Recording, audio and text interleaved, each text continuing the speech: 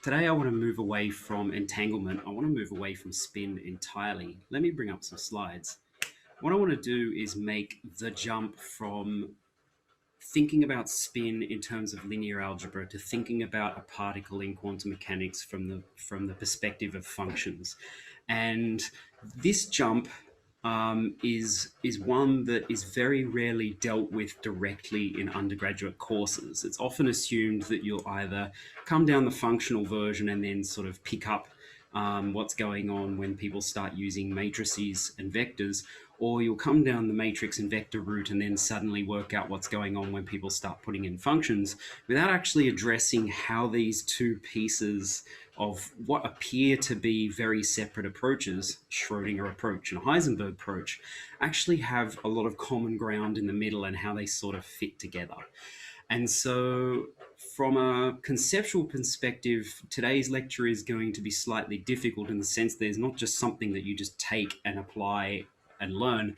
You kind of have to think about how pictures fit together in some way to make the subject. But I really like to get to this one early because it changes the way you think about all the quantum mechanics that you learn after it. You suddenly start to understand that there's not really two separate pictures here. It's kind of just looking at different sides of a common coin. So where I need to start on this is with something that I often like to point out to undergraduate students, which is that physicists often are just bad mathematicians. What I mean by bad mathematicians is that often we come through as undergraduates and we learn all the frameworks of mathematics in very detailed ways. So most physics undergraduates will take a minor or a second major in maths. They will go through and prove all the things that we know of the axioms of mathematics, all the proofs, all the theorems. And then what we tend to do is take what we know from that and operate in a slightly more relaxed space where we know that essentially we're not being completely pure with the maths, but we're not so far away from being pure that we're doing stuff that's wrong. Okay. My favorite example for this is often you'll float around in physics and people will say something like 1 over 0 is infinity. And if you take it from a pure mathematical perspective, you go, no, 1 over 0 is not defined. What you can say is that the limit of 1 over x as x goes to 0 will head towards infinity, right? Nonetheless, you know that that's true, but it's close enough to be loose enough that you can kind of, for a lot of intents and purposes, just go 1 over 0 is infinity and treat it more or less like that, okay? And so what you're really doing is just loosening up the edges a little bit, knowing that you kind of have this safety net of sort of firmness of maths behind you. And that's something that we kind of do in quantum mechanics in moving from between the two different approaches. We know that there is actually a way to prove all this sort of stuff in the limiting extremes. And then you can sort of operate in this middle ground knowing that you have that maths as a safety net.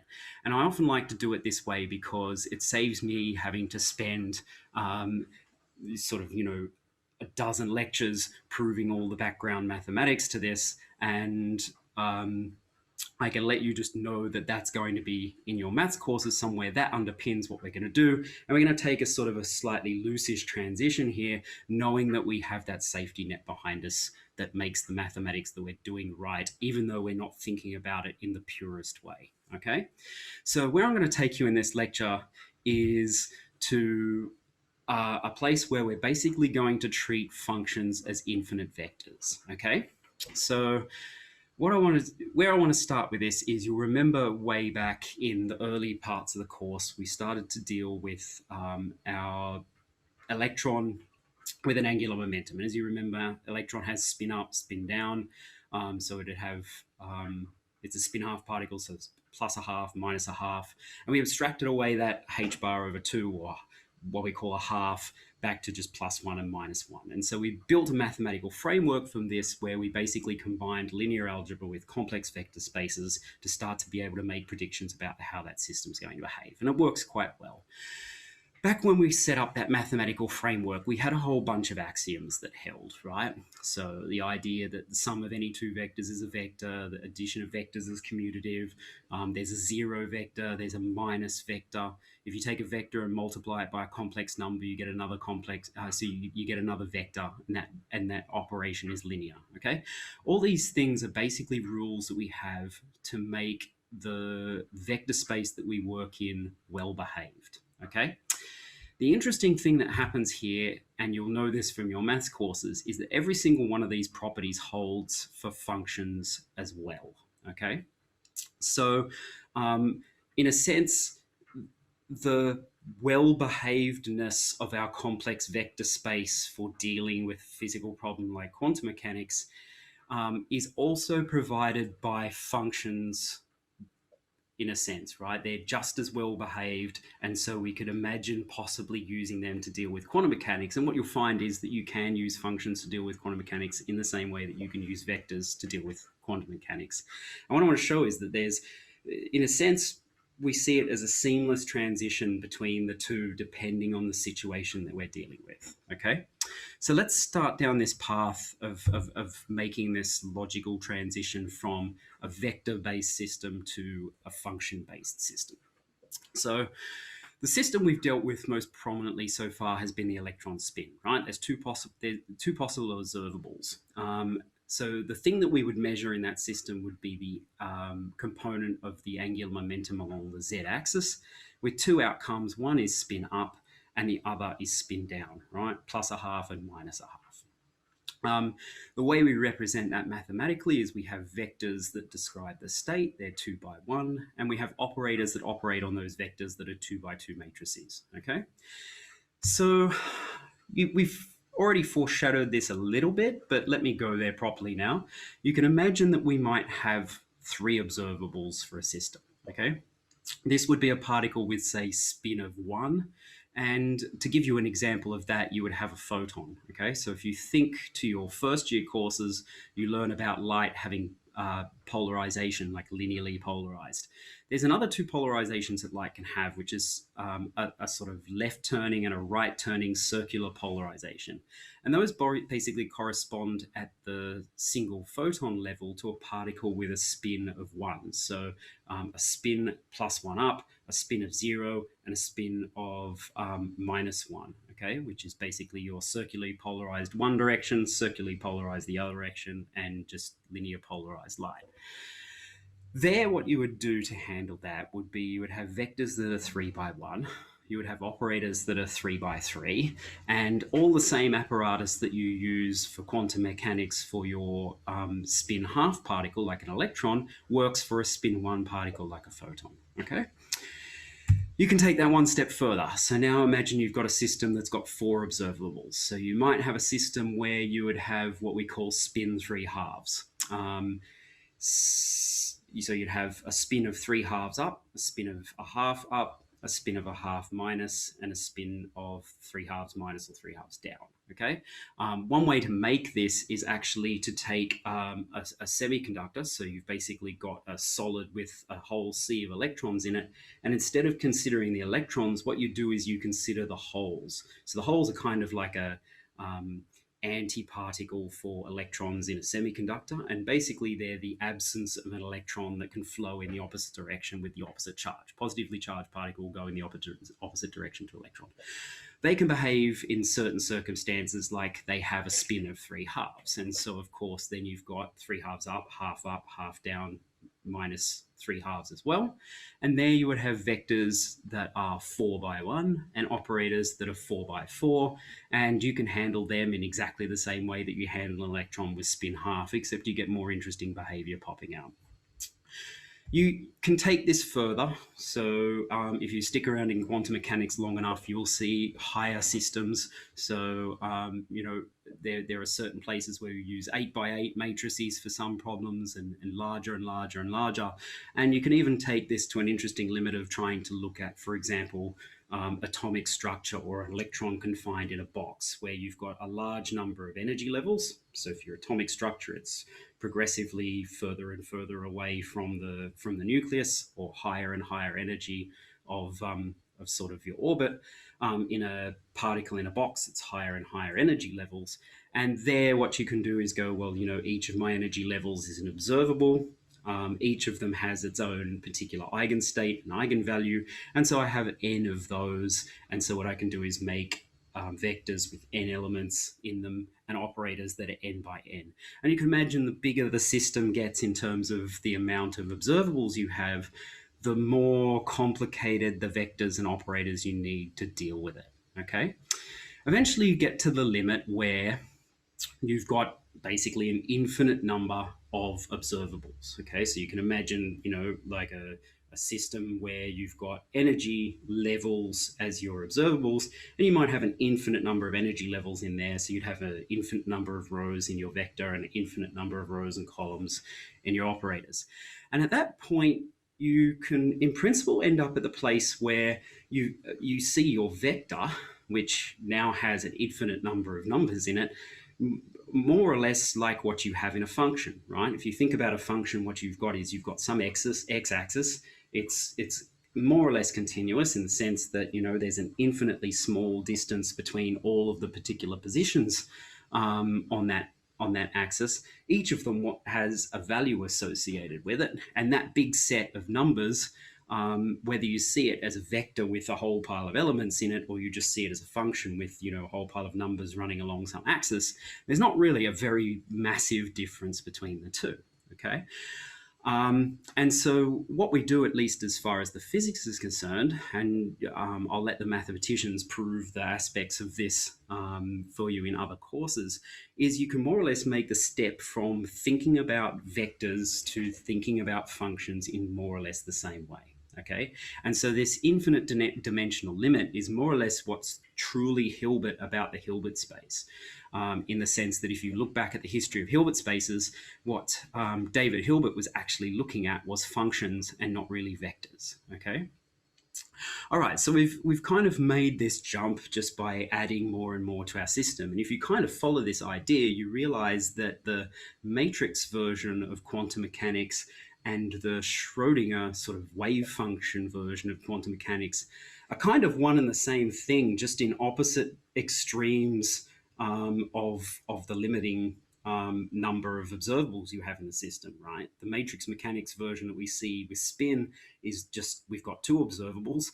And for the functional version where we've got wave functions, we've essentially got an infinite number of observables. Let's put some context to this functional version for a second. I want you to think about a particle traveling along some x-axis, right? It'll have some momentum p. It's a problem that you've probably seen very quickly in your first year courses, because hopefully you've done uncertainty principle, at least as a sort of a first look. So delta p, delta x is greater than or equal to h bar over 2. So you have this idea that, you've got some particles traveling along with some momentum p. It'll have some position x we can measure at any particular time.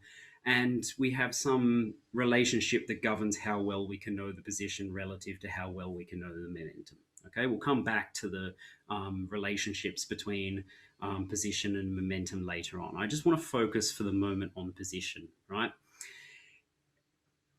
We have position as in where the particle is, and that would be equivalent to, in our spin system, asking the question of what is the angular momentum component along the z-axis. Okay, so these are sort of what your thing that you want to measure is.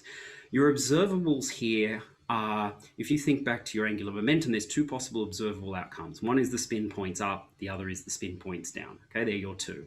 Here, if you think about where your position is along the axis, you would imagine that actually there's an infinite number of observables, because there's the observation that it's at the position 0, there's the observation that it's at position 1, observation that it's at x equals 2, x equals 3, so forth.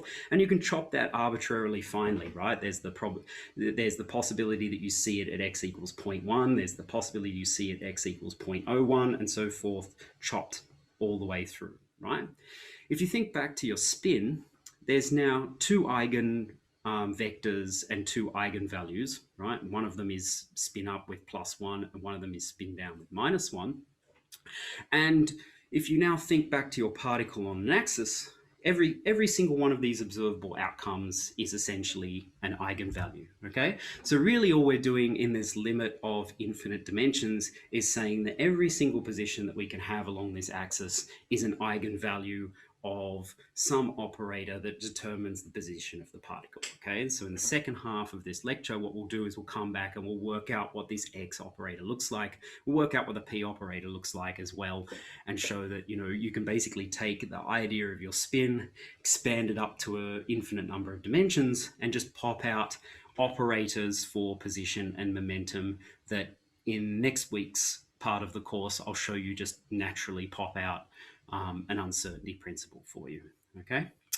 All right, so once you've got this idea, a lot of quantum mechanics makes sense because you sort of see the whole thing fitting together under one framework that's really just an extension on that simple linear algebra based model for spin up and spin down, just expanded to a very big system.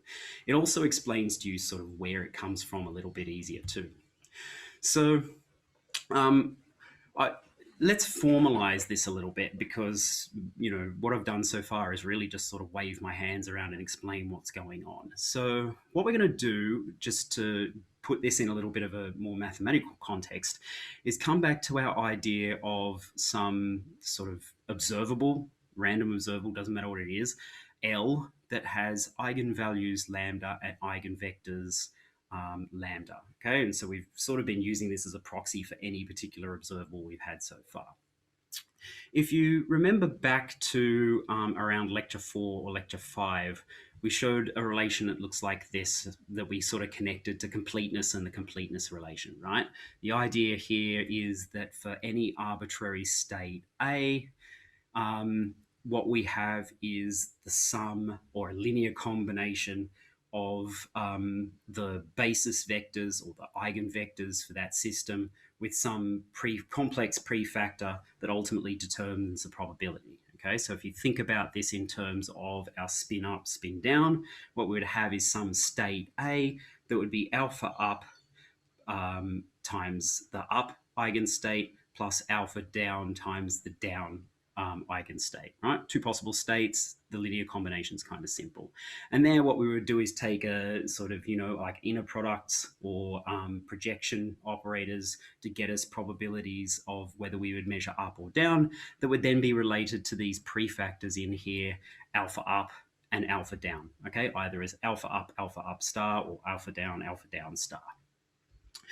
So now we're going from our two observable systems, spin up, spin down, to let's imagine something that's got a little more sort of possible number of discrete states. Let's say 100,000 or something, right? What you could imagine is that, well, the name at the front A is kind of arbitrary, right? So what we're going to do is we're going to call this thing psi because we're going to start migrating this thing towards something that ultimately we will call the wave function, okay? And then you can imagine now we've got 100,000 different eigenstates. So I is a good label. So we'll count them 1, 2, 3, 4, 5, 6, 7, 8 to 100,000. And then each of those would have a little number alpha I. But now alpha I is in all these little positions along this axis, for example. So imagine we're starting to head towards this picture of a particle along an x-axis.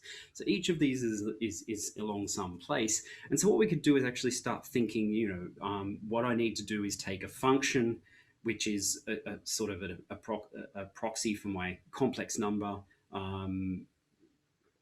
and just pick out which particular one I want, right? So if I want to know what the prefactor for particle at x equals 0, it would be psi at the lambda I that corresponds to x equals 0, right? And then to fully work out what's going on with those 100,000 eigenstates there, we basically add over all of them in the same way that we add over up and down when we're just dealing with this simple system at the front.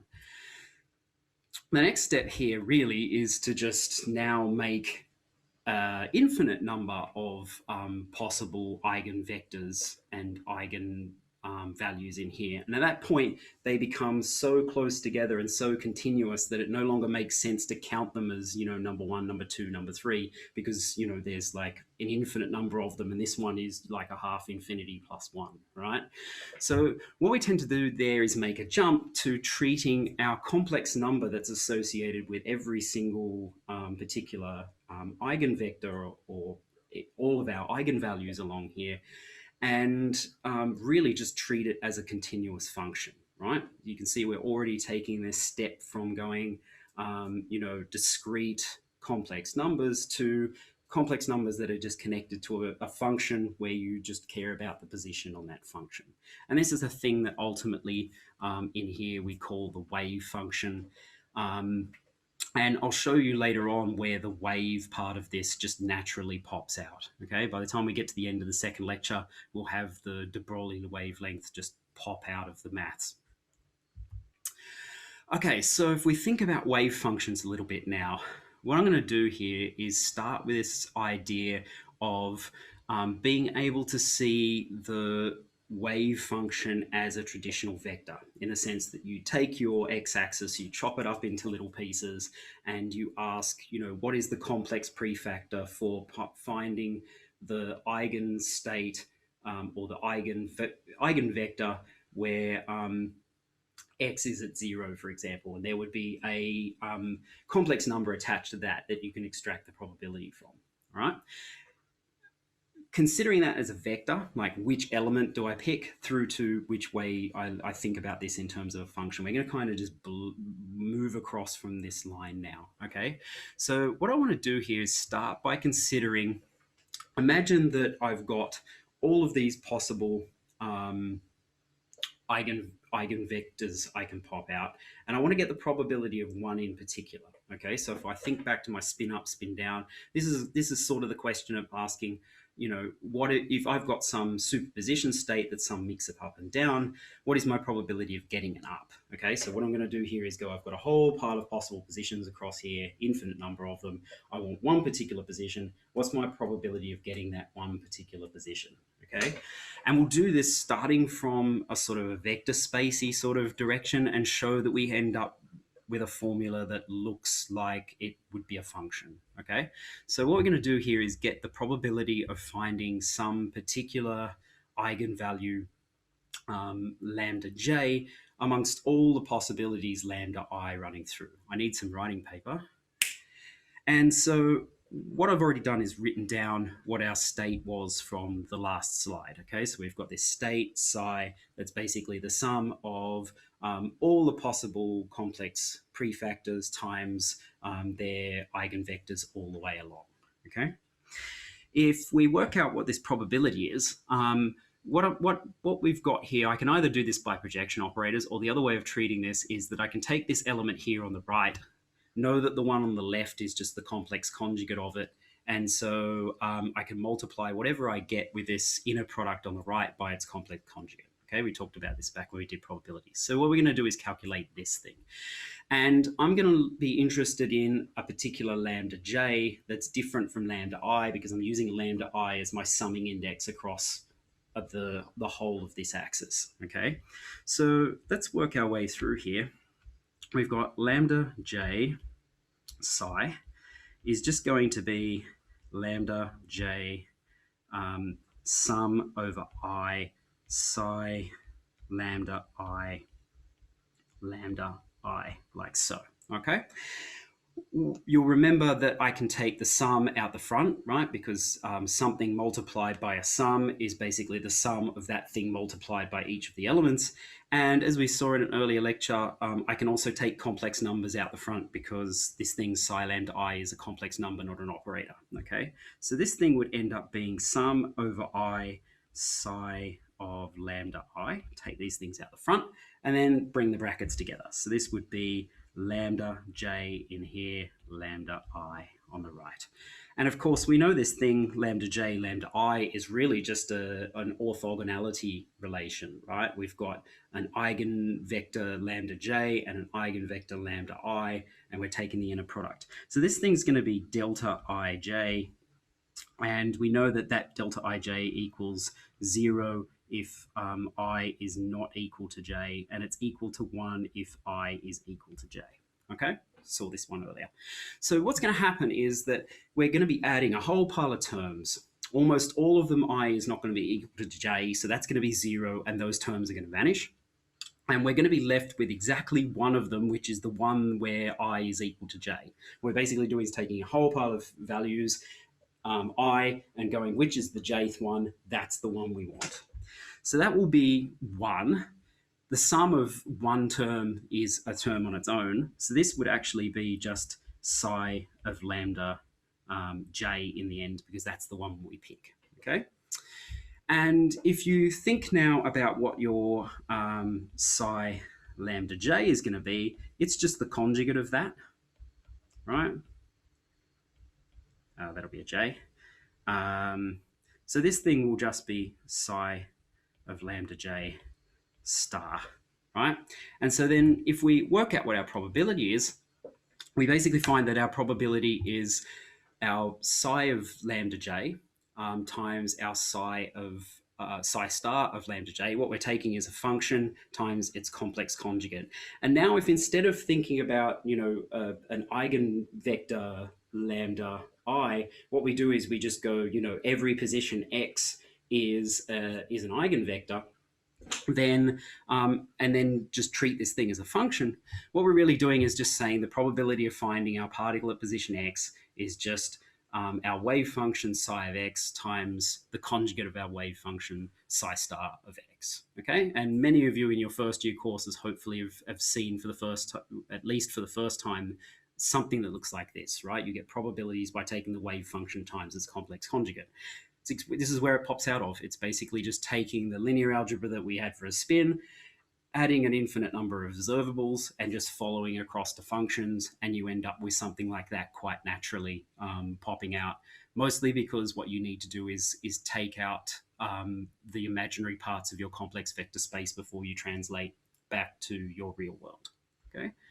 So with that in mind, let me grab a couple of little mathematical ideas and rules in here to finish off this first half of the lecture. And then in the second half, we'll start to try and put some more flesh to the bones of this mathematically. So the way we handle this mathematically is we often associate the ket for psi with the wave function psi of x. And often you will see those two almost used interchangeably. And likewise, we associate the bra for the state psi with the conjugate of the wave function. And again, sometimes you'll see those two things almost used interchangeably, depending on which book or which person's doing the algebra and how tight or sloppy, like rigorous or loose they're being with the detail in their maths. We have now the idea that integrals replace sums, right? So we've gone from two states where we can just have a plus sign to many states where we would have a sigma to sort of an infinite number of states with a very tiny separation. And as you learn in high school, that is sort of the integral limit. So you switch from sums to integrals. We also have the idea that probability densities replace probabilities. I'll talk about that in a moment because I want to show a graph associated with it. And then the third one that we have is that our Kronecker deltas, so these things that we had where if the two indices are the same, they're equal to 1, and if the two indices are different, it's equal to 0, get replaced with things that we call Dirac delta functions. And I'll show you what one of those is in a moment. These delta functions in here basically mean that every distinct position x along an axis is basically a distinct eigenvalue or a distinct eigenvector for the system. And therefore, all of these positions are orthogonal to each other, right? We're now dealing essentially with an infinite dimensional Hilbert space with every possible position along the axis being an orthogonal axis. And at that point, if you can visualize that, you're probably a genius. Okay, so probability density. If you imagine back to spin up, spin down, we had a probability of half and a probability of half. And I always like to come in through that direction simply because probability is easier to think about. You kind of used to the idea that if you have a coin, it's a 50% chance of getting heads and a 50% chance of getting tails. If you now go to like a spin 1 system, you could imagine, it might be a third and a third and a third or something like that. If you've got a spin 3/2 system with 4 possible states, it might be a quarter and a quarter and a quarter, but all the way you're dealing with fractions, right? And so you'll remember just earlier on the paper, I actually calculated the probability of getting a particular eigenstate lambda j amongst all the lambda i's. The thing that I didn't finish in that calculation with was how small that is. It's actually really, really tiny. And so you end up with a number that's so small that it's actually, for all intents and purposes, meaningless. What we generally do is ask the question of, what sort of, how where are we going to find our particle within a certain width, right? Because, a particle might have a size, and so it's no point asking, whether its position is more precise to either the width of the particle or how well you could measure it. And so what we tend to do is ask the probability over some range, right? And so what we do there is then integrate this probability density over some range in here between A and B to get the probability of finding the particle in some position. Okay, hopefully you're familiar with probability density from your maths courses. If you're not, it's probably a good time to go back and just very quickly review how it fits together, because as you go on with wave functions, it becomes a fairly important concept. The next thing we need to deal with really quickly is orthonormality, okay? Both of these relations still hold. They just turn up in a slightly different form when you're dealing with functions compared to vectors. So let me deal with orthogonality first. You'll remember that we had this idea with our spin that you can have an up and a down, and if you take the inner product of up and down, you will get 0, okay? You have the same idea when you deal with functions, but you've got to think about it slightly differently. The way I always like to think about it is if you think about up, there's a alpha up attached to that up. And if you think about down, there's an alpha down attached to that down. And those are two different complex numbers, right? The alpha up is distinctly connected to the up. The alpha down is distinctly connected to the down. Now let's imagine that you've got a very, very large number of states of eigen vectors along an axis, right? One of the situations you can measure is, say, the particle at position x equals 1. And the other thing that you might measure is particle at position x minus 1. Those would correspond to two very different functions. One is a function where it's basically 0 all the way along, and then there's a little blip in the complex number at the position 1 and then 0. And then the other one, minus 1, would be essentially the complex number or the complex function is 0 all the way along until the minus 1. There's a little blip, and then it's 0 all the way along, right? And these are two distinct functions, one that has a blip at minus 1 and one has a blip at plus 1. What you then need to do is take those two complex numbers. If you think about taking the inner product between the up state and the down state, what you're actually doing is taking, let me actually write this for a second then. If you take something that looks like this, what you're actually doing here is taking a vector that looks like 1, 0, I'll leave the conjugates off, and 0, 1 here. And then you're basically taking the sum of the elements when you do the vector product, right? Remember, you do 1 times 0 plus 0 times 1.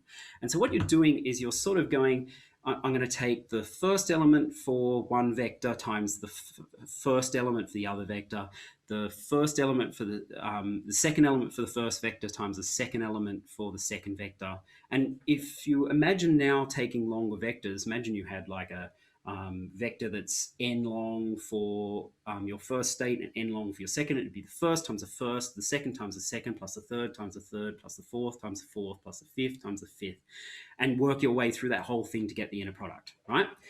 If you now think about this in terms of functions, what you've got is this big string of numbers for one, this big string of numbers for the second one, and what you need to do is take the first number times the first number, the second number times the second number, the third number times the third number, and keep going all the way along. You get this blip on this one, you get this blip on this one, and you go all the way to the end. What that is mathematically is taking the function for the first of these functions, which we'll call psi here, the function for the second of these functions, which we'll call phi here, and basically adding all the terms together over their entire range as the product, and doing that from one end to the other, right? And because it's a function that you can allow to go from minus infinity to plus infinity, you're basically doing an integral over the entire function. Okay, so this expression we have here with this integral is basically just taking the infinite element limit of an inner product. And of course, that thing ends up 0 because the point where there's the blip in the -1 function is 0 on the other function and vice versa. And so it ends up that with the product being 0 absolutely everywhere. And those are two distinct orthogonal states. Okay. In a similar way, we have a normalization condition, right? And basically this corresponds, if you think back to our spin, we would take either inner product of up and up or inner product of down and down, and we would get 1, right? So what we would be doing there is taking a vector that looks like 1, 0, 1, 0, and so we'd have 1 times 1 plus 0 times 0 is equal to 1, right? Take the same logic for that. Now apply it to a function. What we will be doing is taking the same state and multiplying it by its complex conjugate, right? Up times up conjugate is the same as ket up times bra up. So what we would be doing is now working our way along, and the place where the blip is, say it's at 1, would be the same on both curves. All we've done is just change the sign of the imaginary element by taking the conjugate. And now we would do the same thing. We would add all the way along here. And in much the same way, when we take up times up, we get 1 times 1 plus 0 times 0. We'd get zeros all the way along here that multiply with each other. Where the blip is the same for both functions. So that multiplies to a number that's not 0. And then we keep going all the way along. Okay, and then what we could do is divide that integral by its own value to normalize this thing back to 1, because what we require in the end is that all probabilities come out as 1. So the idea of normalization that we have in quantum mechanics, this idea that the length of a vector, that a basis vector is 1, so the probabilities make sense, ends up being that if we take the product of a wave function and its complex conjugate over an integral over the entire space, that will be equal to 1. And if it isn't, we will do whatever we have to do to make that 1 so that the probability that we get from our probability densities ends up being a sensible number between 0 and 1. Okay? So all we've done is just basically taken two relations that we had and extended them into a functional form. And then the last thing I want to deal with before the break is the Dirac delta function. This will be the first time you see it. I don't expect you to 100% understand this function today. It's one of those things that takes a little bit of time in quantum mechanics to get to grips with. And when you do Fourier transforms later on, you will start to see how the delta function works in a bit more detail. Basically what it is it's a function where you run along some axis x, and it has a value of 0 everywhere except for where x is equal to x dash. And at that point, x equals x dash, it has infinite value. Okay, so it basically comes along.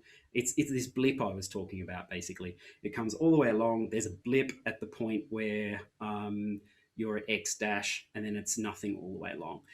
The interesting thing about this curve or this function is that it's normalized, right? So it's 0 everywhere, it's infinite at one point, yet if you take the integral of that function over the entire space, the area under that function is equal to 1. It's a normalized function, okay?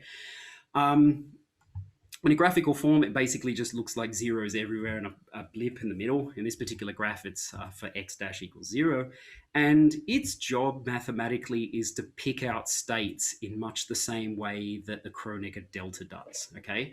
I've got a star on this. I'm going to consider this to be an advanced point for now. Later on, you will be expected to understand this in your courses. But for my half of the course, I'm just going to leave this as something for you to think about a little bit. What it does is it exists to pick states. And so if you think about our Kronecker delta, what it really does is give you a value of 0 unless this state here, x, is basically equal to the state a, right? What your Dirac delta function does from a functional perspective is if you take the product of f of x and a delta function x minus a, it will pick out the function at the point A, or the value of the function at point A. That is an advanced point, okay? For a lot of you, that will fly over your heads the first time you see it. I remember as an undergraduate, the first time I saw it, it went straight over my head as well. It takes a while to get to grips with, but I want to point it out so you see it there. I think at this point I will take a break, and then in the second half I'm going to come back and basically start looking at how operators look like in the functional version of quantum mechanics.